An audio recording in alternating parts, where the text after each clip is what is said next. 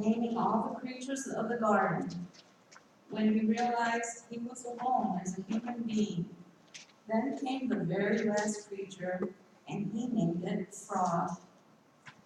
He spoke to the frog about his loneliness and asked the frog if he knew of any way he could not be lonely anymore. To Adam's surprise, the frog opened his mouth and said, "Ribbit," and the rest was history. Ribbit.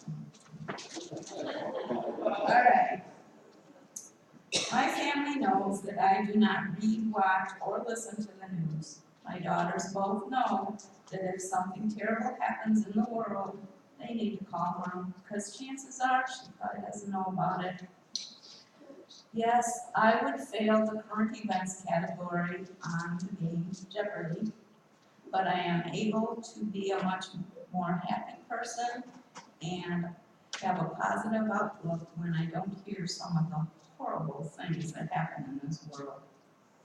Well, my sermon today is about what a person should think when something bad happens to them. One Sunday, my Sunday school class had only 2 students. We studied about how God knows our pain. We learned about a boy named Monty, who when he was 5 years old, his mother drove him to his grandma's house. When he asked how long they would be staying, his mom said nothing. She pushed open the car door, slipped out, and grabbed Monty's red backpack from the passenger seat. His mom proceeded to unbuckle him and took his hand, leading him to the door. She still wasn't talking as she reached up and rang the doorbell. She dropped the backpack with a thump and then turned and trudged back to the car. She slammed the car door shut and never looked at him. She just stared ahead, turned on the ignition, and backed out. That was the last time Monty saw his mom. Sad, Mom.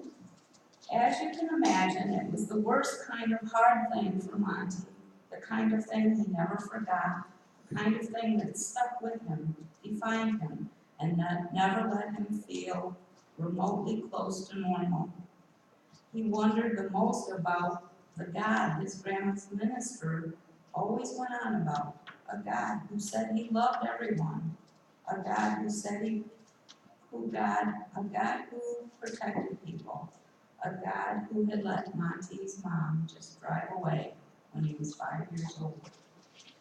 Now, Abby and Jay, the 2 that were in my class that day, have agreed to help demonstrate what happened next, to give you a visual image to demonstrate my sermon.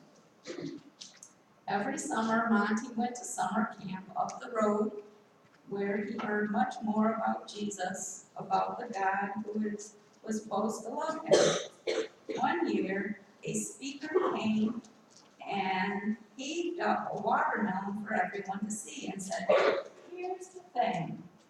We are all a little like this watermelon. It looks nice, things are going well, life is good, but," don't do this now, this is what we read, "with one quick motion, he smashed the watermelon on the floor." Now, I've instructed Jay and Abby not to mess up our sanctuary by actually doing so. Instead, they came up with the idea to use hammers to give the same idea without the mess in our sanctuary. The speaker went on to say, "We are also all broken. We all have pain.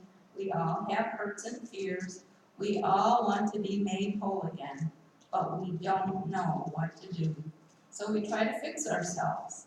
I invite you now to shout out some bad things that happen that make people question God. The first I will supply. How about the loneliness for whatever cause that Adam in the opening joke mentioned?"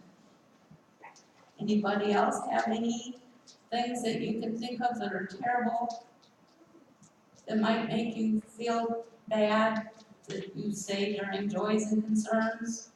Loss of child. Loss of child. Okay. Any others that make you sad? Yes? Cancer. Cancer. Any other bad things that happen? How about another hit for cancer? Be careful. How about, this is my pet peeve, when somebody, illness, okay? Isaac came up with one, good job. I lost a job. Loss of, okay, yes, Abandonment. abandoned. This is one of my pet peeves, how about when somebody kidnaps a kid or abuses a child? Anybody else have anything? All right. The speaker said, that's, thank you. Oh, wait, that's not it. There's more. Now I will give them a huge roll of silver duct tape and ask them to put the pieces of the watermelon back together. We have not done this yet, so you get to see how they do this.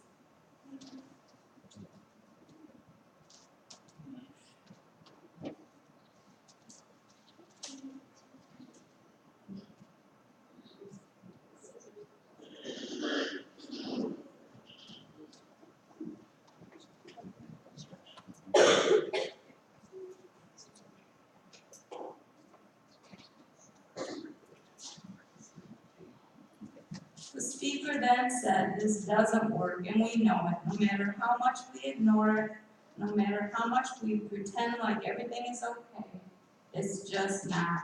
We cannot begin to fix ourselves, although they're doing a pretty good job of fixing that watermelon. As you can imagine, Monty's mind was racing, wondering if people just couldn't ignore the things that were wrong, then what? Was God actually going to help him? Eventually, the speaker spoke to Monty outside alone and said, honestly, Monty, I don't completely understand your situation because I haven't been through those things, but there is someone who knows, Jesus, because he lived it. When Jesus came, he was a human being. He was betrayed by one of his closest friends. Jesus went through so much so he could understand what we go through. Monty learned that sometimes it's enough for us to know that God knows because he lived it. If you've ever tried to pick up shattered pieces of your life, not watermelon, yourself, and put them back together again without help, you know it's an impossible task. When you lose your job, when divorce divides your family, when a loved one commits suicide, or when cancer claims a friend. Shall we give them a round of applause?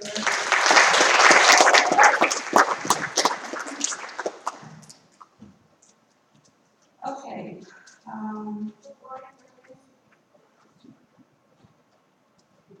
But in times of deepest trauma, loss, suffering, and brokenness, we are right in the very center of the love of God. Know that no matter what the future brings, God is present with each of us.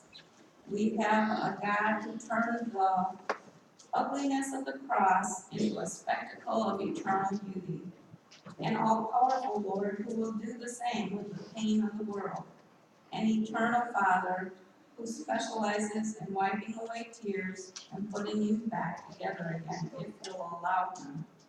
Psalm 91 says, "For he shall give his angels charge over you.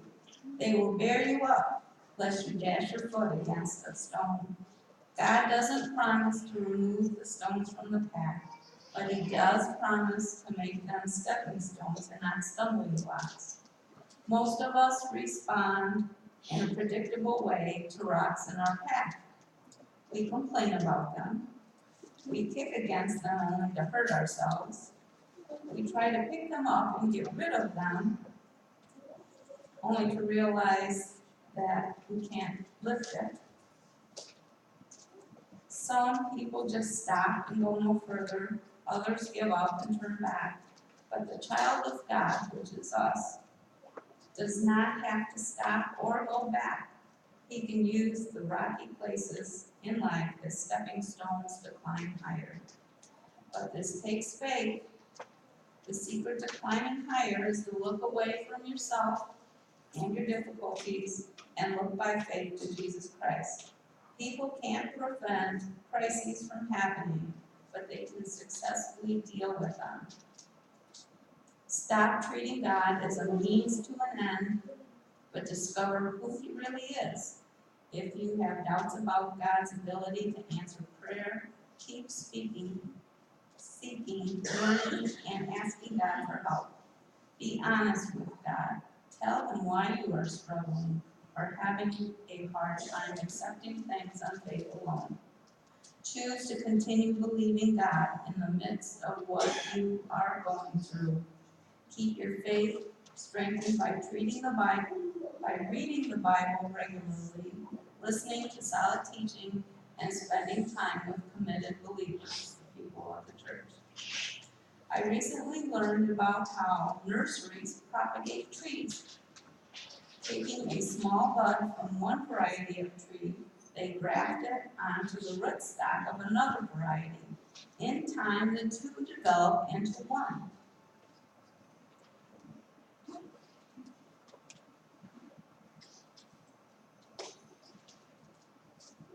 Growing tall and seemingly strong, but the process does not end there. When the tree has matured, they check it by pushing against the tree. If the graft has properly healed, the tree will bend with the pressure and then spring back. If the graft has not healed, the tree may still look healthy, but when force is applied, hidden weaknesses exposed and the trunk will snap off at the graft. So it is when the pressures of life push in on us and our faith is tested. If our spiritual life has little depth, all may look well, but like the tree, we may break under the stress. Spending time in God's presence through prayer and daily reading of Scripture prepares and strengthens us for times of trouble. Though God's Word won't change your circumstances, they will change your heart. In Jesus, the strong vine from which we as branches grow, we may bend, but we won't break. Be careful not to dwell on feelings of despair and discouragement, since you know the Lord loves you and knows what you are going through, and that He is right there with you every moment. I recently taught the preschoolers in Connections, and we did a beach-like craft with them, and they glued on the following poem called Footprints for Children. The Lord will always walk with you along life's blessed beach, His footprints there beside your own, always within reach. Two sets of footprints side by side, from dawn to setting sun. Yet there may come a day, my child, when you'll see only one. But do not think the Lord has left you. Nothing could be more wrong. It's just that He has picked you up to carry you along. There is a YouTube video that I would like you to watch called Father's Love Letter. If you have a computer at home and want to watch it again, it's found by typing www.fathersloveletter.com.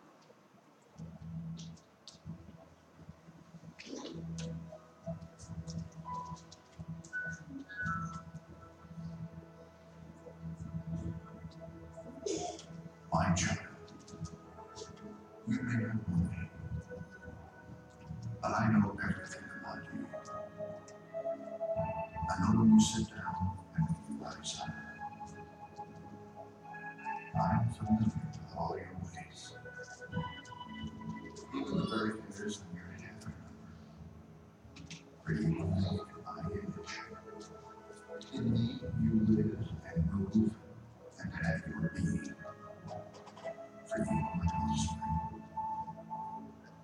I knew you even before you were conceived. I chose you when I planned creation. You were not a mistake. For all your days are written in my book. I determined the exact time of your birth and where you would live. You are fearfully, wonderfully made. I I knit you together in your mother's womb, and brought you forth from the day you were born. I will be misrepresented by those who don't know me. I am not distant and angry, but am the complete expression of love. And it is my desire to lavish my love on you, simply because you are my child, and I am your father. I offer you more than your earthly father ever could, for I am your perfect father. Every good gift that you receive comes from my hand, for I am your provider and I meet all your needs. My plan for your future has always been filled with hope, because I love you with an everlasting love. My thoughts toward you are countless as the sand on the seashore, and I rejoice over you with singing. I will never stop doing good to you. You are my treasured possession. I desire to establish you with all my heart and all my soul, and I want to show you great and marvelous things. If you seek me with all your heart, you will find me. Delight in me, and I will give you the desires of your heart. For it is I who gave you those desires. I am able to do more for you than you could possibly imagine. For I am your greatest encourager. I am also the one who comforts you in all your troubles. When you are brokenhearted, I will be close to you. As a shepherd carries a lamb, I have carried you close to my heart. One day, I will wipe away every tear from your eyes, and I'll take away all the pain. I am your father, and I love you even as I love my son Jesus. For in Jesus, my love for you is revealed. He is the exact representation of my love. He came to demonstrate that I am for you, not against you, and to tell you that I am not counting your sins. Jesus died so that you and I could be reconciled. His death was the ultimate expression of my love. I gave up everything I loved that I might gain your love. If you receive the gift of my son Jesus, you receive me, and nothing will ever separate you from my love again. Come home and I'll throw the biggest party heaven has ever seen. I have always been Father, and will always be Father. My question is, will you be my child? I am waiting for you. Love, your dad, Almighty God.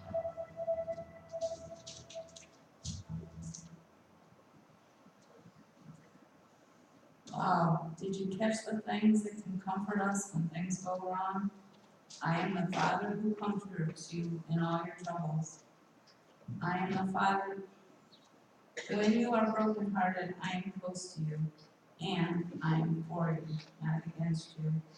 The next time you have something bad happen, remember this letter that you just watched.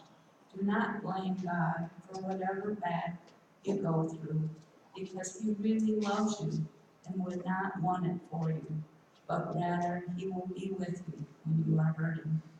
If you have to blame someone, blame Eve for tempting Adam with that apple. Or better yet, blame the dude who named the frog, Adam. I am going to close with a poem written by a 16-year-old named Caitlin Bush called Going into Battle. Sometimes there are bad days, as they may seem, but sometimes it's better just to believe. Ask God for help, don't be shy. Always remember you're amazing in His eye. And when you ask God what to do, let Him come and fight your battles with you. Stand up with courage, face your fears, but always keep God's word in your ear. Defeat your worries, earn your pride, but sometimes it'll be a bumpy ride. We all have problems, like I said. Make God the only thought in your head. Tonight, as you conquer all your strife, remember to thank God for watching over your life. So remember, the next time you find yourself going through a bad time, stop telling God how big your storm is. Instead, tell the storm how big your God is. Let us pray. Dear Lord, we do not understand suffering, but we do know that you take care of us. Give us strength to wait for you, even in the toughest situations. Thank you, God, that we can trust you in every situation and circumstance. We don't know the future, but we do know your love never ends. Thank you for your promises that give us peace and hope. Amen. Please join now in the hymn of response, number 522.